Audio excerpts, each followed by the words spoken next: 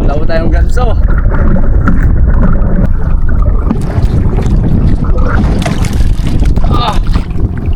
Kulit.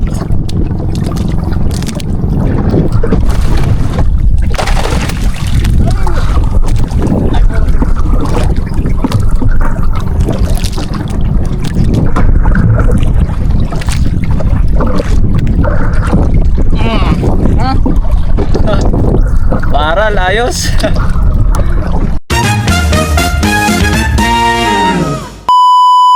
So yun po mga ka-adventure, at update po sa panahon ngayon dito sa Subic, Sila Mama, dito po sa Kinabuksan Island. Maulan po dahil sa bagyo. Isa rin po to sa kaya po matagal ako makapag-update, matagal po ako makapag-upload dahil po ganito maulan, may bagyo. Tapos po hindi po kaya ng data yung ina-upload kong mga video. Katulad po nung kay Kuya GR, kailangan ko pa pong tumawid para po makapag-upload.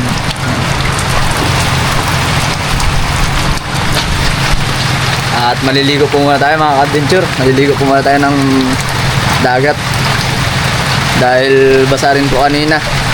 Sinundo ko po sila mama, kararating lang nila.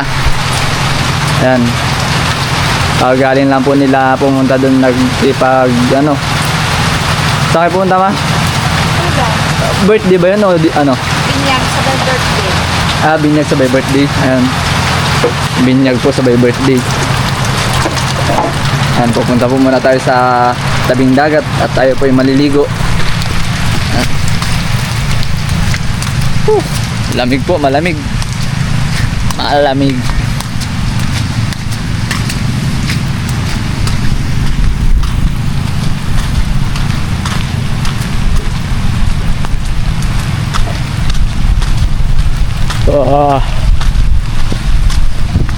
Hindi po makalaot dahil may sama po ng panahon.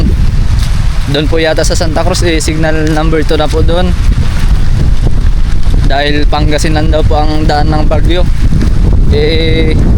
Dito naman po medyo malayo kaya signal number 1 lang po yung dito sa Subic.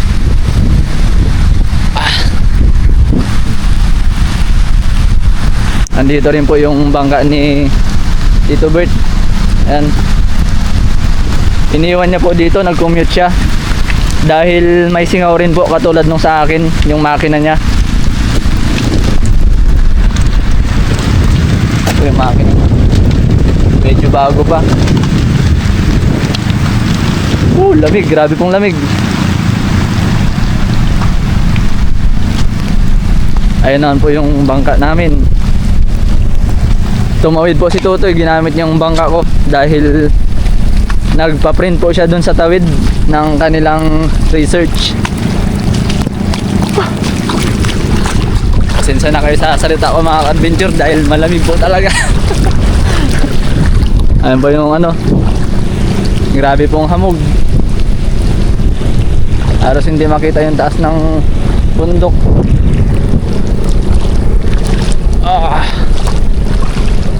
Grabing lamig.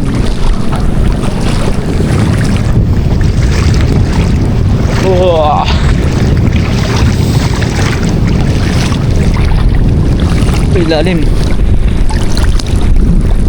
Saglit lang po tayo maligo dahil malamig.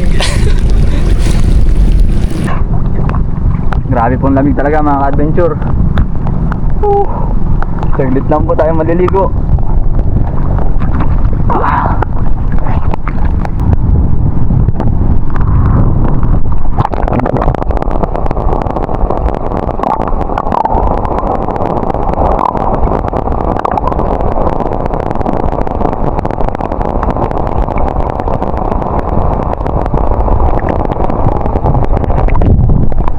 Yan, sana po may nakitang isda.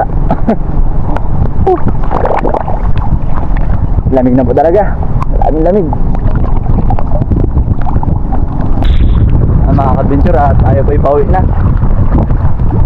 Kanina po hindi pa ganito yung ulan. Paambon-ambon lang po. Ngayon tuloy-tuloy na ang ulan. Lamig po talaga. Pauwi na tayo. po pala dito ay magagata po ng kamuting kahoy at haluan niyo daw po ng saging Para may pang-merinda mamaya. para sa kape man, no? Oo, sabi yan. Para sa kape. Ito po yung kamote, pinapakuluan na. Favorite pa naman po ni Papa tong kamote pag tag-ulan. Sarap po yung sa kape. Lalagyan mo pa ng saging, ma. Lagyan ko pa sana ng sago eh. Nakalimutan kong bumili. Magbabanlaw na po muna tayo mga ka-adventure dahil malamig na. Mahirap po mababad, baka magkasakit. Hindi po tayo makalaot pagdating ng kalma. One day later. Kakatapos lang po ng bagyo kaya pumalaot po kami. Baka sakaling may dawi. Ayan po yung mga kasama natin sa laot. Ayan yung iba dun. Tumatalon po yung isda pero ayaw magdawi. Papahinga po muna tayo dahil kanina pa takbo ng takbo. Ito pa lang po yung nahuli ko. Ayan. 6 na piraso pa lang po yan. Ang oras po natin ay 7:38 ng umaga. Ayan, maaga pa po. Maaga pa. Maghihila-hila na naman tayo mga adventure. Baka sakaling makadagdag na naman.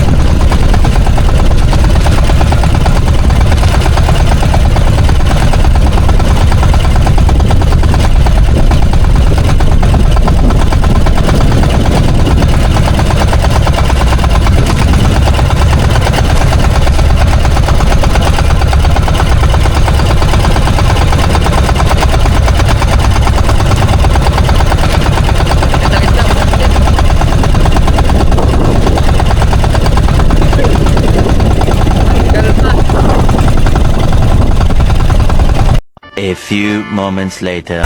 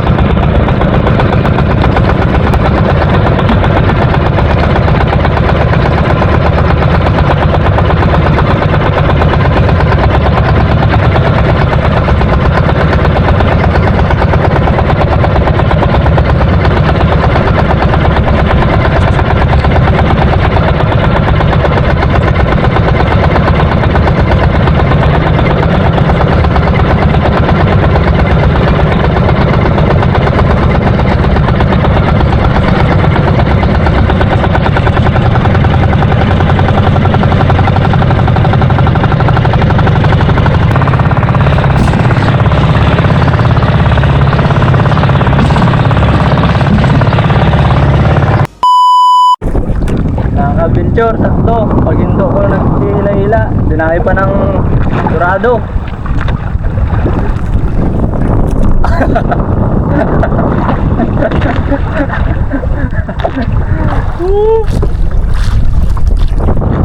Dinahi pa ng Dorado.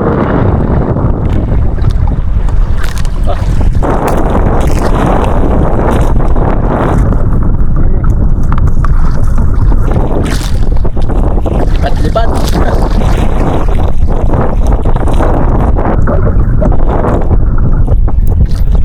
Ay, kaboy.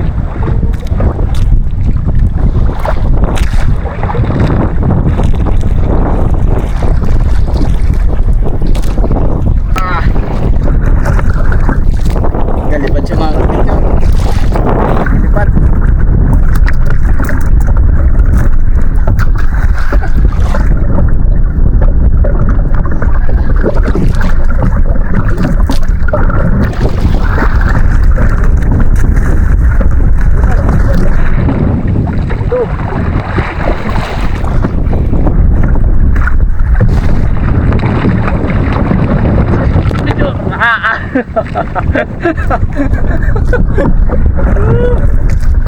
Wala po tayong ganso.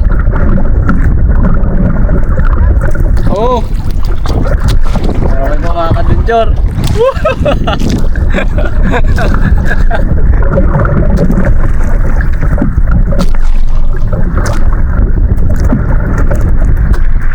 Yan. Yan po pala yung natin mga kadunjor. Akin nyo lang sa dito tayo sa kanila. Pag namuti na yan. Ha? Alas 9. Alas 9:30. Okay.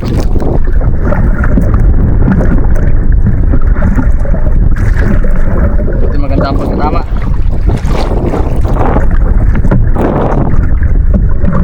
Okay. Yan. Pag namuti na po ang Dorado, patay na yan.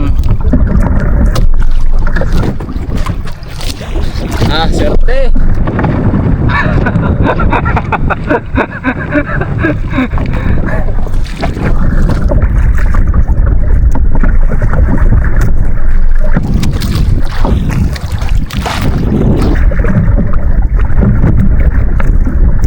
Yung dinami, yung pusit-pusit.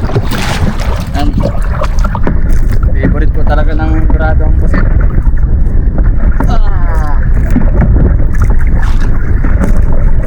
Dito na kami again, mga kapityo. Medyo laki ang kumano to.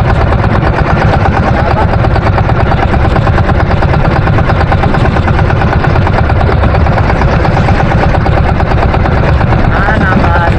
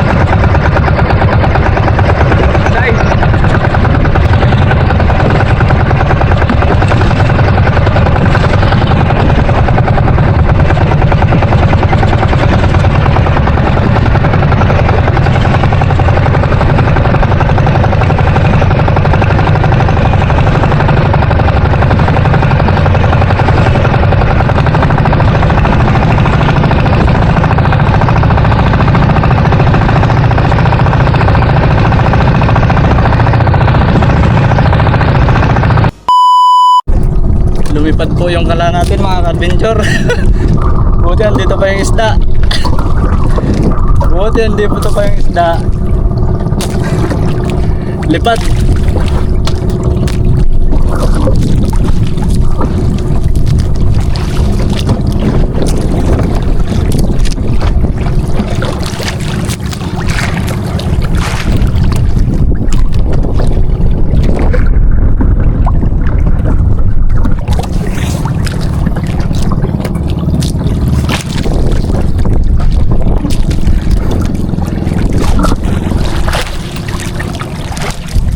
Lumipad yung kala natin.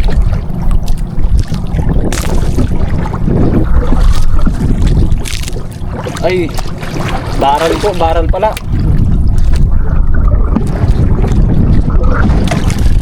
Ah, kulit.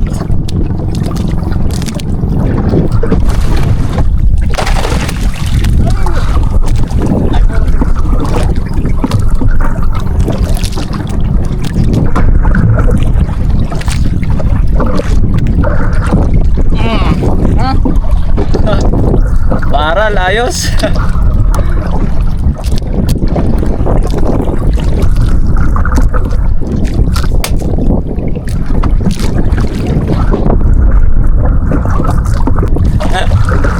Lumipad po yung kalan ko. Lumipad ang kalan. 3 hours later. So, yun po mga ka-adventure. Pauwi na po kami. Nagabihan na kami sa pag-uwi. Dahil hintay po talaga namin yung dawi sa hapon. Ayun na po yung kasama ko doon mga ka-adventure. Nauuna na. Yung malakas na ilaw na yan barko yan. Tapos yung mahina na ilaw, yan po yung kasama ko.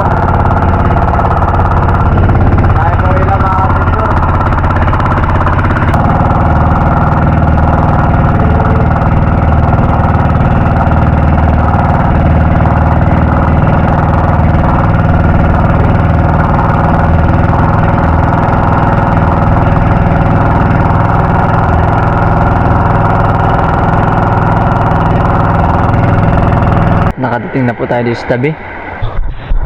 Ayan. Dito na nakapasok na po tayo sa ilog. Buti malalim. Ayusin ko na lang po muna itong mga isda ko. Tignan ko po kung may ilo pa itong isda ko. Kung aabot pa mamayang madaling araw, magpabulong.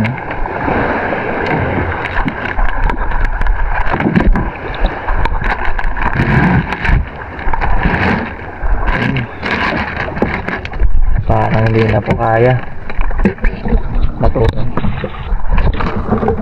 Matunaw na rin po talaga yung yelo. Ang maaga pa akong papabulong ito. Wala na pong yelo eh.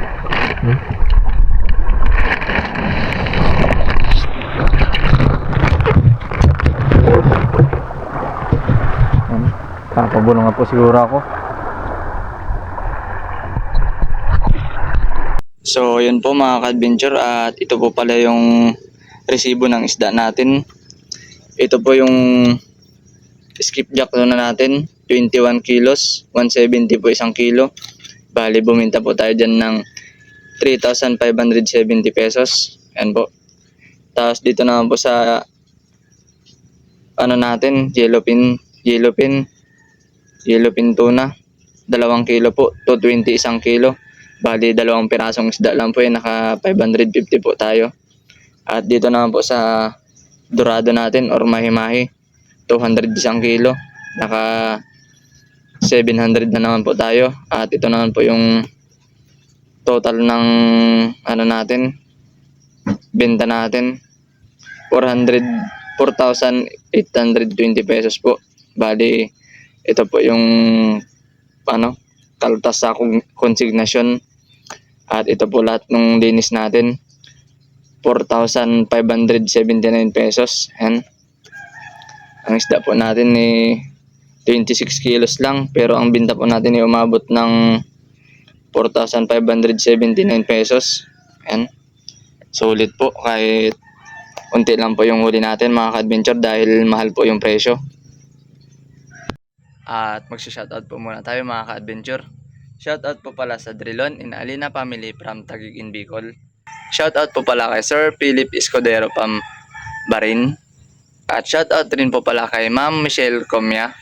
At shoutout rin po pala kay Sir Rolando Sakdalan. At shoutout na rin po sa mga solid soon subscriber at sa mga hindi po nag-i-skip ng ads. Sana po magustuhan nyo ulit tong video na to. Maraming salamat po ulit sa panonood.